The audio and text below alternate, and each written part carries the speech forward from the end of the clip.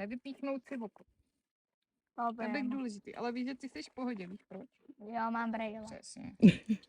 A máma taky. A jedině v nebezpečí jsem tady já. Prostě. Taky buďme brejle. Ale víš, co je zase lepší varianta? Jo, Že vím. to dělám jako já tady, takže vám za to nebudu moc nadávat. Ještě vypíchnu to oko. A tohle to je No to, Zní dobře, ne? no to si řekneš, že jsi blbá. No. Beru mají víc místa.